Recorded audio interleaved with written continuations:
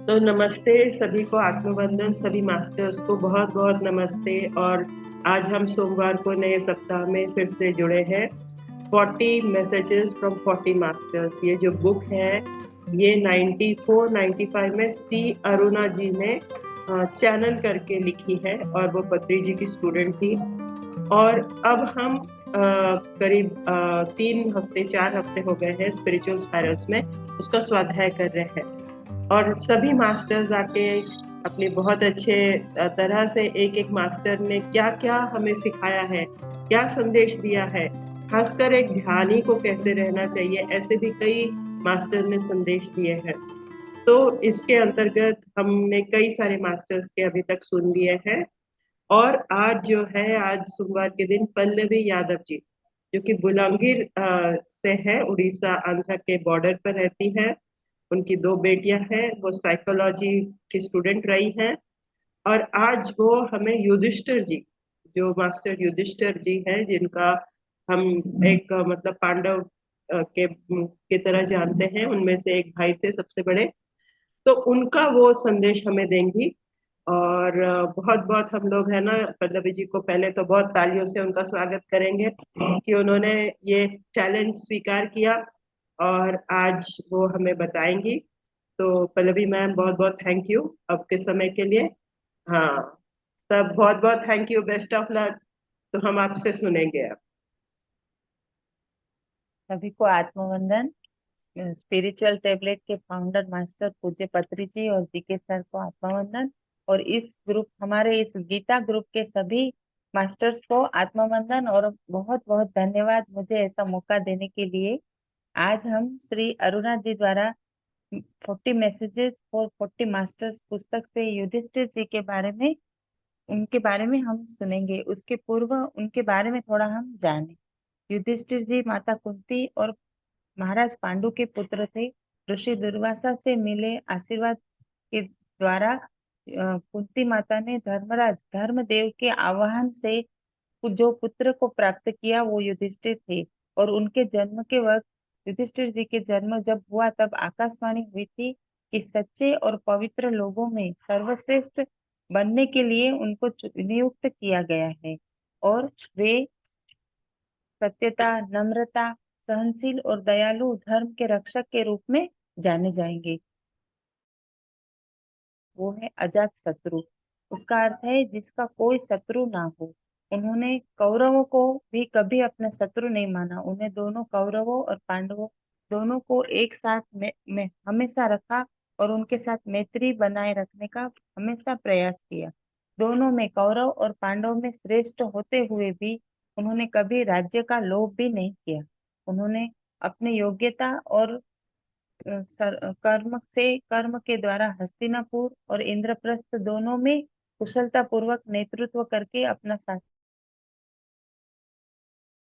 धार्मिक भी उतने ही थे। अपने शासन काल में उन्होंने 2 बार अश्वमेध यज्ञ का आयोजन किया। और इसी से पता चलता है कि वो हमेशा सभी को एक साथ रहकर चलना सीखते थे। वो किसी से शत्रुता करके कुछ नहीं करना चाहते थे। जब महाभारत के युद्ध में अभिमन्यु जो अभिमन्यु ने उनकी रक्षा के लिए अपने प्राण त्यागे, उस वक्त उन्होंने उसका बहुत माने उन्होंने बहुत शोक प्रकट किया कि उनके लिए उसको अपना जीवन खत्म करना पड़ा। उस वक्त भगवान श्री कृष्ण परमात्मा ने उनको धर्मराज का उपाधि दी है।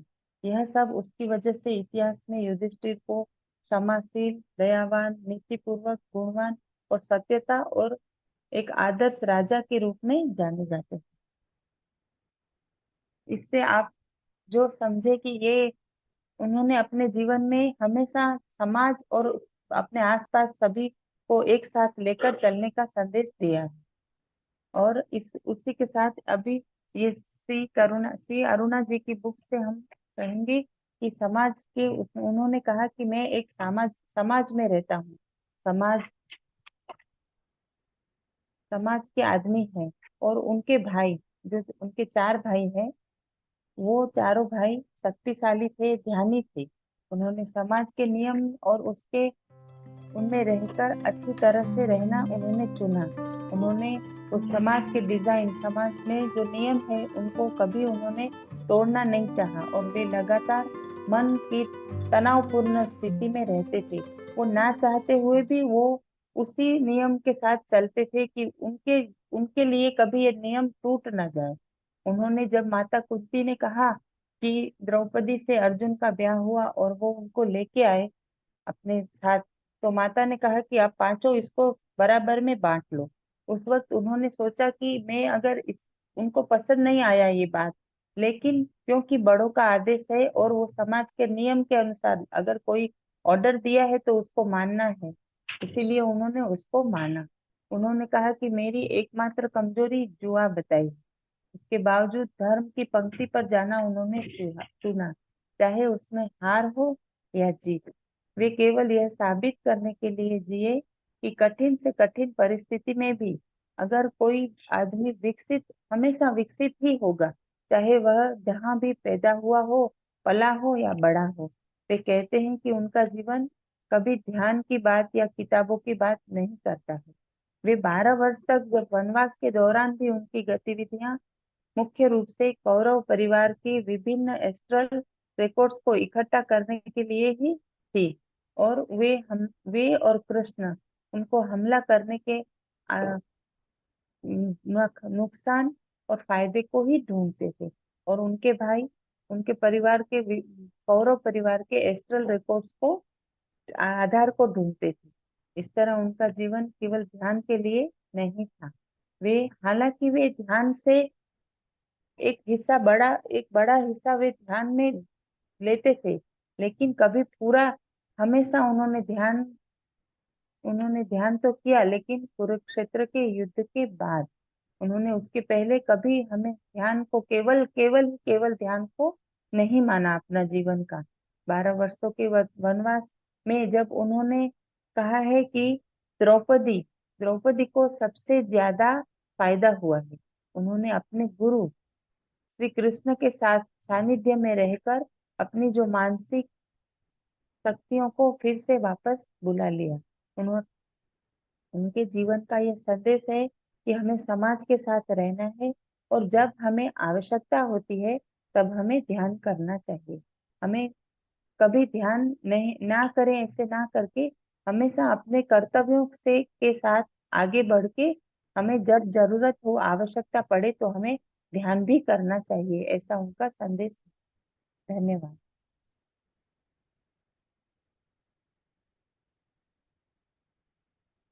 बहुत बहुत धन्यवाद आपका।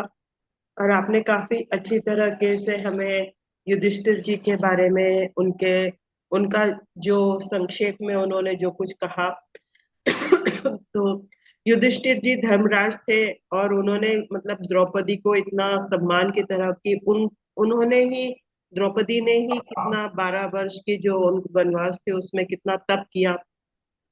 और वे उन्होंने स्वयं की जो गलतियां थी कि भाई मेरे में ये भी कमी थी, वो भी उन्होंने स्वीकार की। तो ये बहुत बड़ी बात मतलब आपने भी दर्शाई उनके युधिष्ठिर जी के चरित्र में। तो आपका जो बोलना था वो बहुत अच्छा था।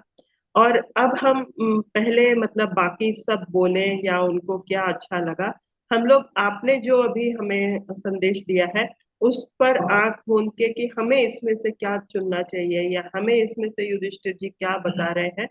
हम 3-4 मिनट का ऐसे आनापान सती ध्यान जो होता है, चश्मे निकाल कर, मैं म्यूजिक तो नहीं लगाऊंगी पर आंखें बंद कर कर हम थोड़ा ध्यान कर लें, क्योंकि वो धर्मराज थे और धर्मराज ने मतलब हर चीज को स्वीकार किया, बड़ों की जो आदेश होता है उसको स्वीकार किया। तो उसमें हमारे लिए क्या ज्ञान है, या जो कुछ हमने अभी सुना उससे हमारे लिए क्या ज्ञान है। तो हम 3-4 मिनट में बाद में बता दूंगी कि कब हम आंखें खोलेंगे। हम सभी अब सांस पर ध्यान देंगे, आंखें कोमलता से बंद।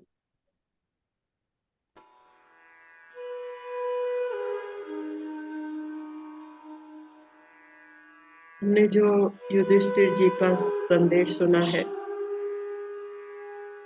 सत्य से चलना, जो जो हमारी रिस्पॉन्सिबिलिटी है उसके प्रति सजग रहना,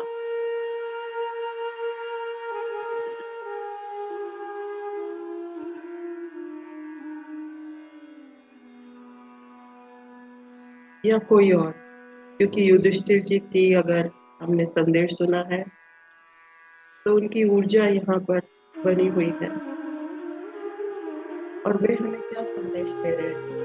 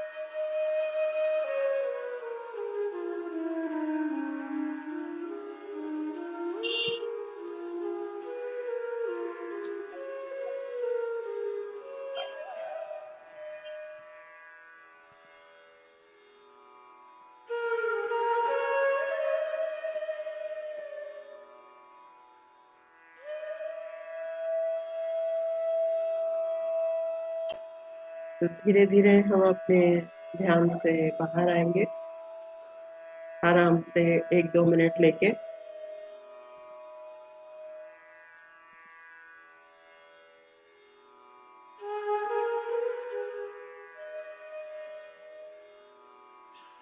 हाथ पैरों की उंगलियों को धीरे धीरे हिलाते हुए,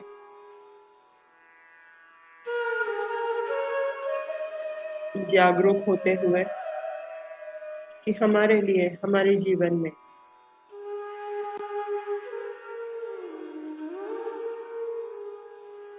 हम युधिष्ठिर जी का संदेश कैसे अपना सकते हैं।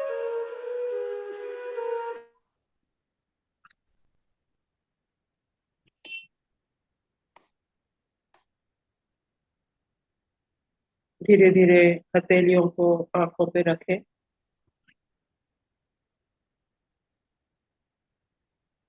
5, 4, 3, 2, 1, 0।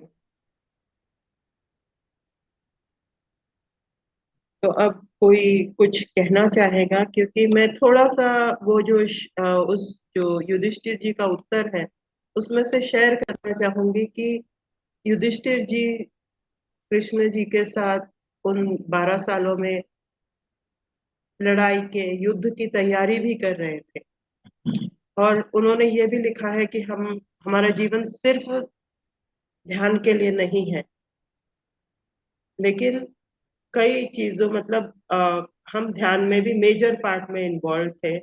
और अर्जुन जी ने उस समय मतलब क्या मतलब अंतर डायमेंशन, मल्टी डायमेंशन ट्रैवल भी उन्होंने सीखा।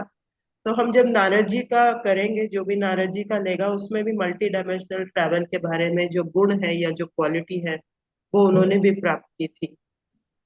और सभी जो थे, भीम और अर्जुन, सहदेव, मतलब ये ऐसा नहीं है कि वनवास में ये कुछ और नहीं कर रहे थे, पर सभी कुछ कोई हर कोई कुछ ना कुछ काम कर रहा था।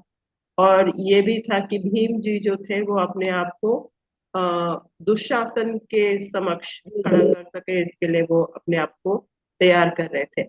यानी ध्यान के अलावा वो अपने मतलब जो जो उनको काम था या उनकी जिम्मेदारी थी वो भी निभा रहे थे। तो पल्लवी जी, आपने हमें बहुत अच्छा संदेश दिया। और इस कोई और कुछ इस अगर आपने ये पाठ ये चैप्टर पढ़ा हो युधिष्ठिर जी का या भी सुना हो, तो आपको क्या प्रेरणा मिली या हम बता सकते हैं? पद्मा जी का तो आज मौन व्रत है, तो वो तो हमें कुछ बताएंगी नहीं, पर अगर कोई कुछ और कहना चाहे। और Pallavi ji, you did a great job. आपने बहुत कॉन्फिडेंस से ये बात हमें बताई। Thank you so much.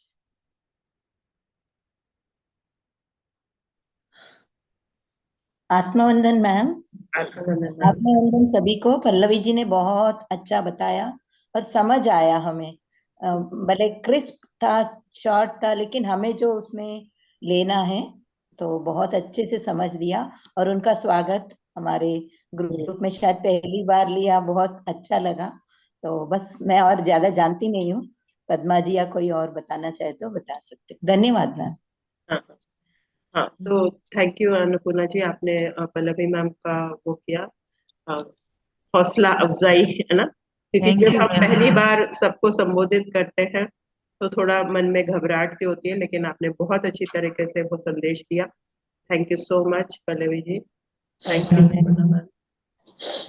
मैं भी यही कहूंगी कि पल्लवी मैम, आपने फर्स्ट टाइम यहाँ बोला स्टेज पे, और बहुत अच्छा, short and crisp. Annapurna ma'am ने बड़े सही वर्ड्स यूज किए हैं और बहुत अच्छे से आपने बताया। Thank you so much and welcome to this group. और अनुराधा मैम, एक मेरी फ्रेंड ने ज्वाइन किया आज, वैशाली, तो आप इनको ऐड कर लेना ग्रुप में। हाँ, मैं अभी उनके पास जाने ही वाली थी। नमस्ते हाँ। वैशाली जी, बहुत बहुत स्वागत है आपका। Thank you so much for joining Vaishali ji. पहली बार ज्वाइन कर रहे हैं तो आपका बड़ा स्वागत है। हम सभी लोग यहाँ पर कुछ ना कुछ स्वाध्याय कर रहे हैं और कुछ ना कुछ एक दूसरे के से सीखते हैं। आपसे भी सीखेंगे, आप हमसे सीखिएगा। जी वेलकम मैम। पद्मा जी का आज मौन व्रत है तो वो चैट पे बोल रहे हैं वेलकम वेलकम।